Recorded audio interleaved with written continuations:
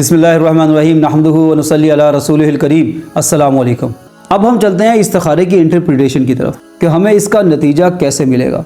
तो देखिए, नतीजा अख़ज़ करने में जो हमने दुआ का तर्जमा पढ़ा, हमने अल्लाह ताला से ये नहीं कहा कि अल्लाह ताला मुझे ख्वाब दिखाएं, हमने अल्लाह ताला से ये कहा अल्लाह ताला इस काम को मेरे लिए आसान बना दें। तो अगर तो वो काम आसान हो रहा है तो ठीक है, वो मुकद्दर में है, कर लीजिए। वो आसान हो रहा था, अचानक से रोक आ गई, गुड, वो मुकद्दर में नहीं था, यही दुआ मांगी थी, छोड़ दें। तो अगर दरवाज़े खुल रहे हैं तो आपके लिए आसान है, और अगर डोर्स क्लोज़ हो रहे हैं, दरवाज़े बंद हो रहे हैं, तो आपके लिए ठीक नहीं है। अल्लाह ताला आपको उसका नेमुल बदल भी अता फरमा देंगे, क्योंकि वो बात आपने साथ ही दुआ में मांग ली है।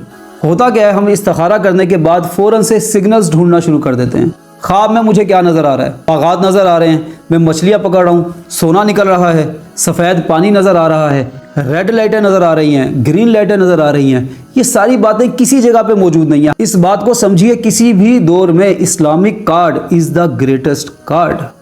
ज़िंदगी भी कामयाब चाहिए तो दीन चाहिए, आखिरत भी कामयाबी चाहिए तो दीन चाहिए। तो जब इतनी चीज़ें स्टेक पे होंगी तो फ़ायदा उठाने वाले भी सामने आएंगे ना। तो 2 नंबर मौलवी आता है। ये ख्वाब में सिग्नल का आना, ये सारी चीज़ें पेचीदगियाँ उन्होंने पैदा की हैं ताकि आप उनसे इस्तिखारा करवाने जाएं।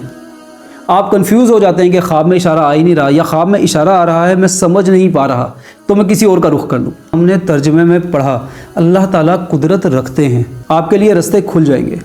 आपको ख्वाब में जितने मर्जी सब्ज़ बाग नज़र आ रहे हैं, अकल से आपको नज़र आ रहा है कि ये मैं नुकसान की तरफ जा रहा हूँ। लड़की नमाज ही नहीं पढ़ती है, अपने माँ बाप की नाफरमानियाँ कर रही है, मेरी आंखों के सामने बदतमीज़ी कर रही है, तो मैं क्यों इससे शादी करूँ? अपने माँ बाप को नहीं बख्श रही, मेरे माँ बाप कहाँ से बख्शेगी ये?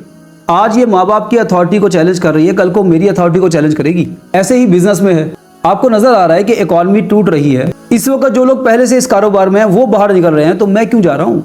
अब चलते हैं हम आखिरी और सबसे ज़रूरी सवाल की तरफ। मैंने इस्तिखारा किया था, मेरी तलाक क्यों हो गई? मैंने इस्तिखारा किया था, मेरी अपने शोहर से बनती नहीं है, मेरा कारोबार ही नहीं चल रहा,